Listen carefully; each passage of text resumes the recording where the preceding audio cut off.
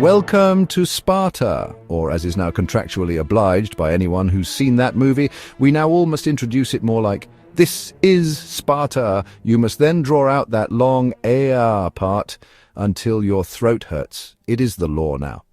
Anyway, this is Sparta, where democracy went to die of testosterone poisoning.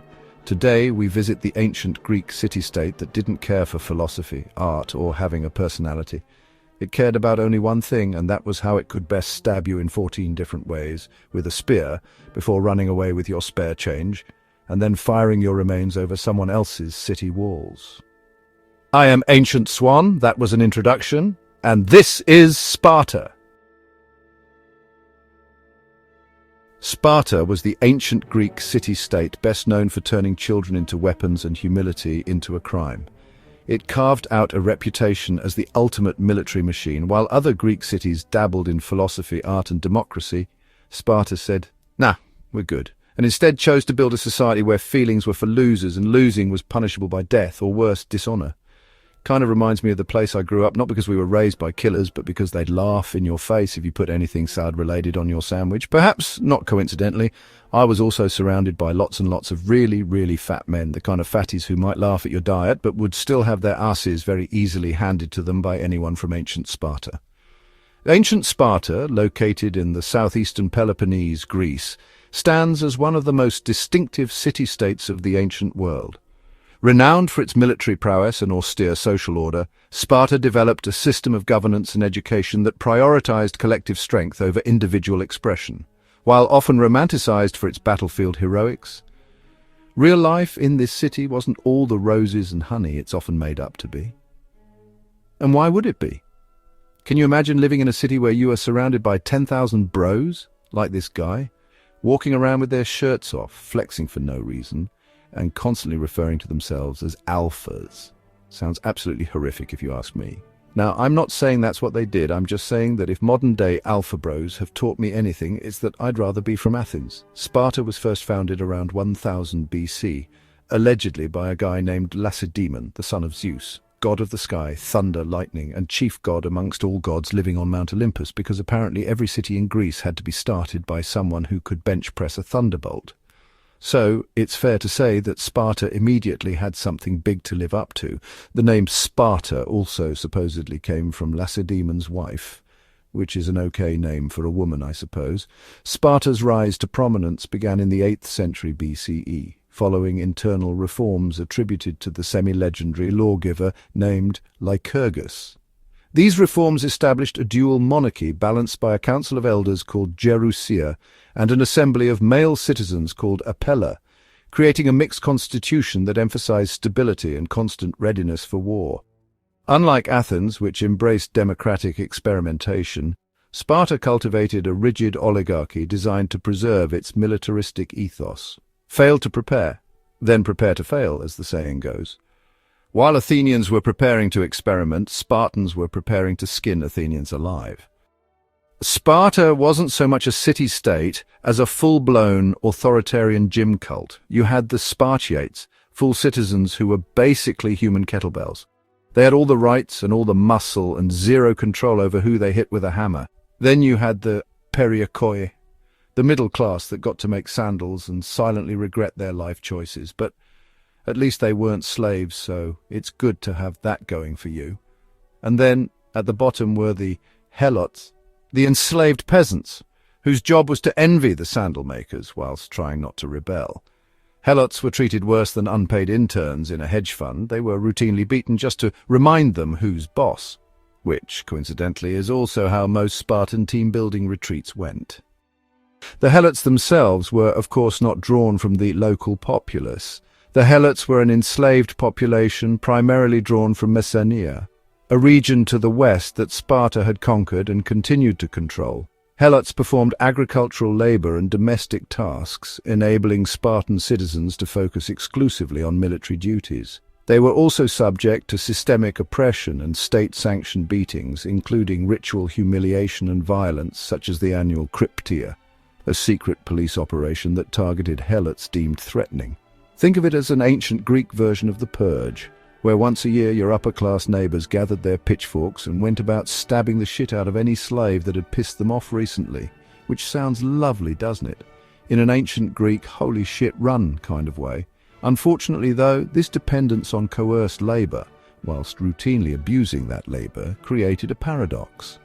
While Sparta projected strength externally, it remained internally fragile, constantly vigilant against Helot uprisings. Spartan identity was deeply intertwined with their military upbringing, where a state-sponsored education and training program was designed to produce elite warriors. Beginning at age 7, boys were removed from their families and placed in communal barracks called the Agoge, which is ancient Greek for boot camp designed by sadistic CrossFit instructors.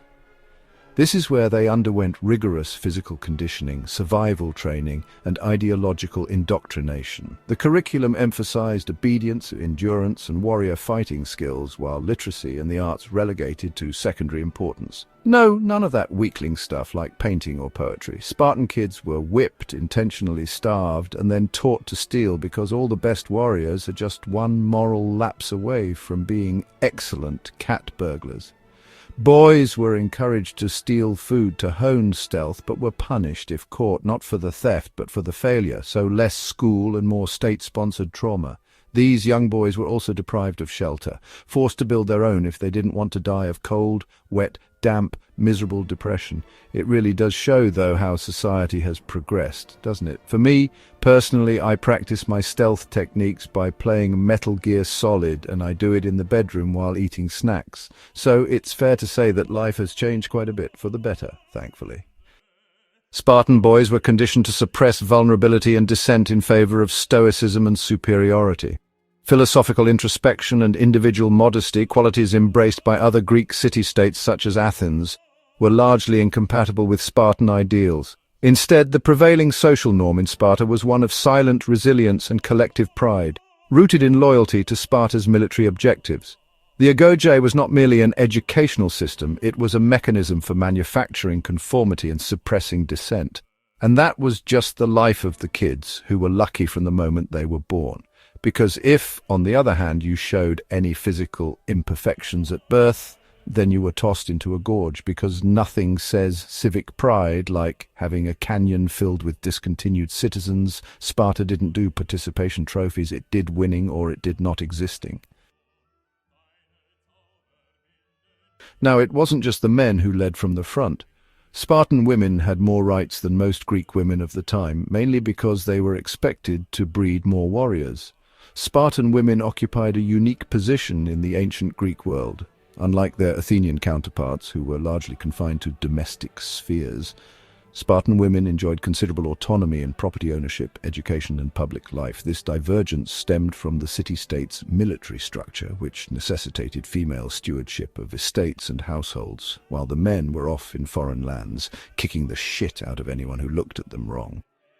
Girls in Sparta received physical training comparable to boys, including running, wrestling, and javelin throwing. The rationale was eugenic. Strong women would produce strong offspring, and therefore the female empowerment came with a catch. Your entire value was wrapped around making babies with shoulder widths like the Pillars of Hercules on steroids. Marriage customs further reflected Sparta's utilitarian approach to reproduction. Women typically married in their late teens, and conjugal visits were often clandestine due to men's obligations in the barracks, where they had to stay until they were 30 years old. Imagine that, being forced to stay in barracks with other sexy, sweaty, strong men until you were 30, then having to sneak away at night if you wanted to get laid. I suppose, though, if you've spent your childhood being a stealth master, if you wanted to eat, then you might be quite decent at sneaking out the barracks too, especially when there's the promise of some rumpy-pumpy not too far away. For the women, having more than one male friend with benefits was even tolerated since it served the state's interest in producing healthy male citizens. In some cases, older men were encouraged to allow younger, more vigorous men into their house just so they could then watch those men pump their wives. Romance was optional, reproduction was mandatory, and being cucked might be state-sanctioned. Despite their relative freedom, Spartan women remained instruments of state ideology. Their primary role was to bear and raise warriors, and their social status was closely tied to their sons' military achievements. Women often yelled at their men, "Either return with your shield or on it," meaning either come back here a glorious warrior or come back dead. So let's not confuse any of this with feminism. Spartan women were expected to produce warrior sons or die quietly if they didn't. Sparta's vibe was minimalist brutality, no luxury, no art, just shields, obedience, and unseasoned stew. They even banned coins and used iron as currency. Nothing screams, "We reject materialism," like choosing to use some form of metal anyway, and then going broke in style. I wonder what they'd think of today's capitalist societies. A small part of me hopes they come back and burn it all to the ground. Humor was discouraged in Sparta, so they probably wouldn't like me too much either, on account of how bloody hilarious I am. Individuality was suspect. If you wanted to express yourself, you could do so via perfectly timed spear thrusts or synchronized death stares. The concept of humility, broadly understood as a recognition of one's limitations and the value of others, appears conspicuously absent from the classical Spartan ethos. Ancient Sparta, renowned for its militaristic rigor and unyielding discipline, cultivated a societal framework that prioritized strength, honor, and obedience to the state above all else. And no jokes. In this context, humility was not only undervalued, it was potentially viewed as a weakness. This strategic omission of humility helped to forge Sparta's formidable reputation, but it also contributed to its eventual cultural stagnation. The rejection of introspection and the suppression of critical discourse limited Sparta's adaptability in a rapidly changing world. While the city-state excelled in warfare, it struggled in diplomacy and innovation, domains where humility and open-mindedness often serve as assets. Which makes sense, doesn't it? You can hardly expect to be a society producing intellectual greats when you're too busy turning their minds towards killing in the name of. You're either going to invent the next greatest method of killing as many folks as possible, or you're going to be the one using the thing some other guy invented. Very rarely both. As a result of their men's upbringing and constant martial readiness, Sparta's claim to fame very soon became their habit of kicking ass and taking names. They didn't invent violence, they just perfected it and gave it a six-pack. In 480 BCE, Sparta's brand went global thanks to the Battle of Thermopylae. King Leonidas and his 300 Spartans, plus a few thousand other Greeks who didn't make the movie poster, held off the Persian army in a narrow mountain pass. The Persians had somewhere between 120,000 and too many to count, while the Spartans had abs, spears, and a death wish.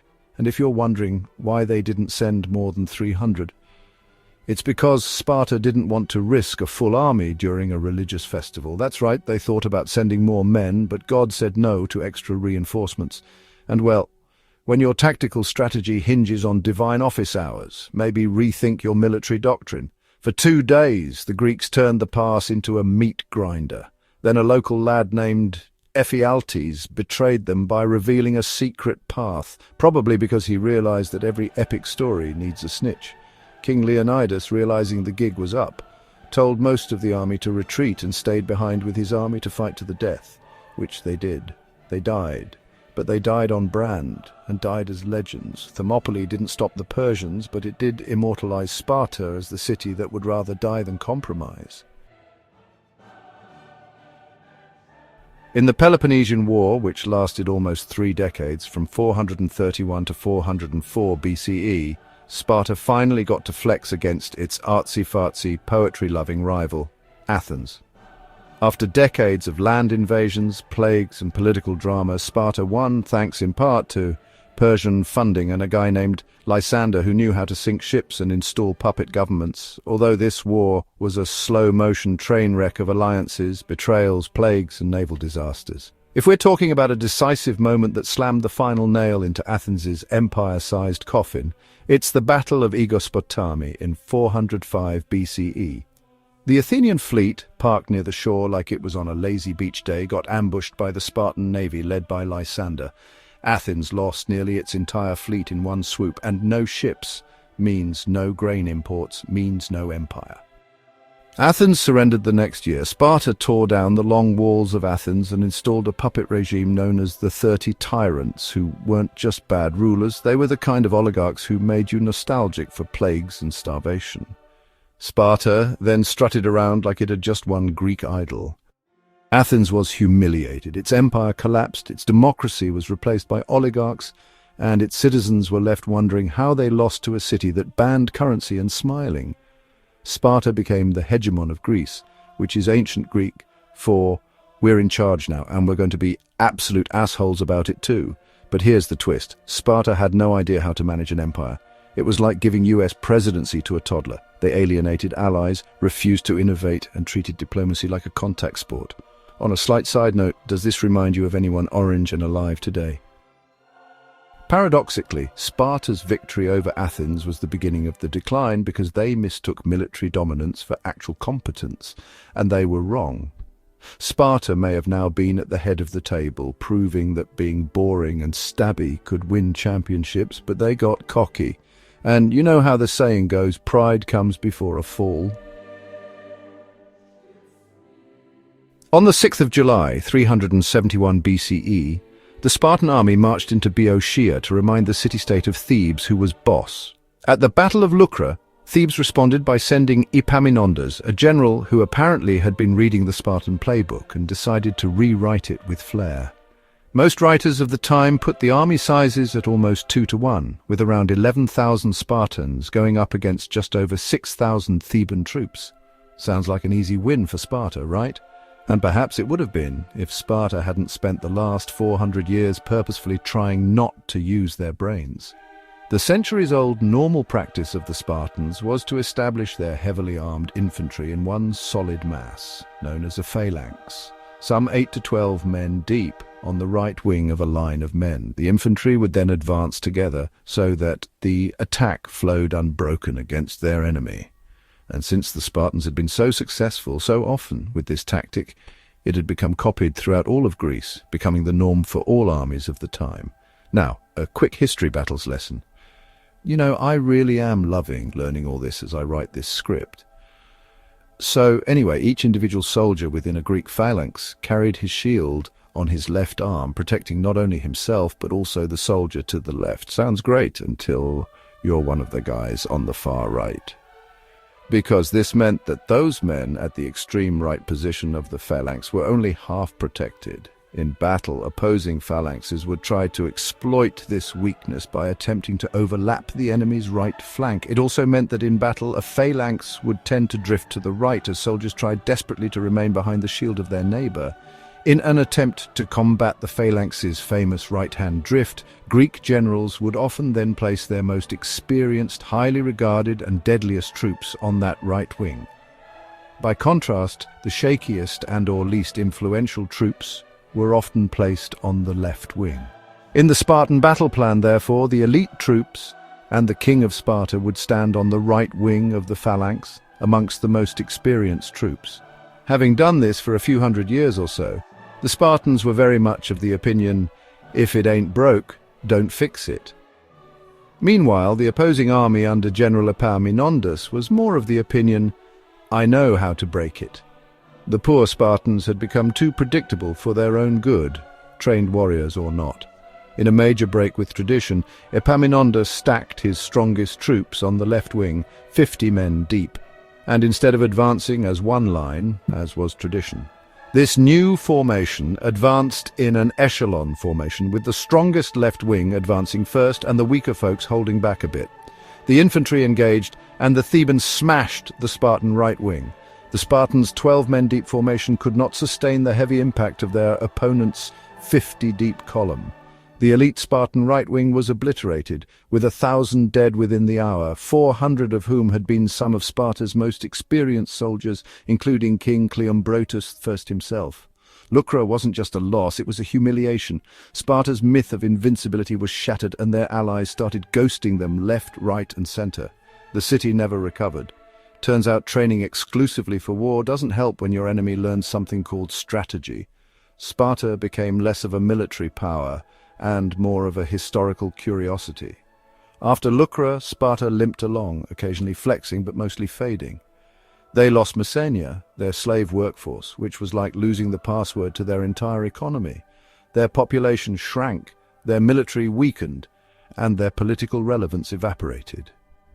By the time Rome rolled around to annex Greece in 146 BCE, Sparta had become a mere tourist attraction with a tragic backstory, a place ancient Romans took their ancient children so they could point at ancient statues of ancient Greeks to remind them of how easy they have it nowadays, and to pay attention in school and do their homework. Otherwise they'll be whipped like an ancient Spartan. Cut to the year 1834. Almost 2,000 years later, and Greece are fresh off kicking the Ottomans out in the Greek Wars of Independence. King Otto of Greece relied on Greek nationalism to revive Greek pride, and decided to bring back Sparta, but now with less child whipping and hopefully more food. And so they built Sparta, the modern town, just to the south of the ruins of the old city. Was this a meaningful cultural revival, or just Greece saying, "We've got some dusty rocks, let's cash in"? Either way, they did it. Sparta was back. Kind of, with plumbing and coffee shops, and also now with influencers and selfie sticks and a growing wish to end it all once again, especially because of the influencers. So that's Sparta, a place where babies were judged harsher than my wife judges me for what I'm doing right now, and warfare was mistaken for culture. A place where men were raised to be the most alpha of anything to exist in the entire history of men, but also raised as great thieves, just in case the whole being alpha thing didn't work out. Sparta built a society that worshipped strength, suppressed emotion, and treated innovation like heresy. It won battles, inspired legends, and terrified neighbors. But it couldn't adapt, couldn't evolve, and couldn't survive a world that demanded more than spears and silence. And so, ladies and gentlemen, we reach that stage of every lesson where it's time to recap, sum up, and wrap up. It's time to remember what we've learned. As always, I can only tell you what I myself have learned. I've learned that some of the stuff I thought was reserved for Hollywood B-movies was for some people at some points in time not a movie, but reality. I've learned that The Purge is not just some mental director's idea of a crap movie plot, but was in fact, for some people in Sparta, a very real thing. I've learned that raising some super soldier from birth was real too, and not just a shitty Jean-Claude Van Damme film, and for this society at least, it worked. For a very, very long time. I've also learned, though, that with great pride comes a greater ass-kicking.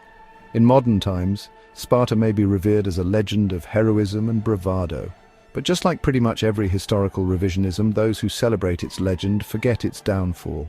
Sparta didn't fall because it was weak, it fell because it refused to be anything else. It refused to think outside the box, or rather, it didn't refuse, it was just incapable. And so that's why it's perfectly okay today for you, dear watcher, if you're not an alpha male, because nobody likes those modern-day alpha bro douchebags anyway, literally, nobody. And I'd much rather paint pictures and eat kale than die in battle after a life of miserably avoiding humor. But maybe that's just me. I don't know, feel free to leave a comment below if you think you're alpha, and you're also desperate for me to mock you because of it. In the meantime, very quickly, if you have made it this far, then there's a good chance you've either fallen asleep or are actually enjoying what you're watching. In that case, then don't forget to leave a quick like and subscribe. YouTube likes it if you do, and I like YouTube when it likes you. It's a reciprocal thing. And a very, very quick shout out to the world's greatest Patreons, those being George H, Anthony T, DD, Stephen, Merlici, and David R. You are my Spartan heroes. That's all, folks. Peace, love, and Sparta. Good. Bye.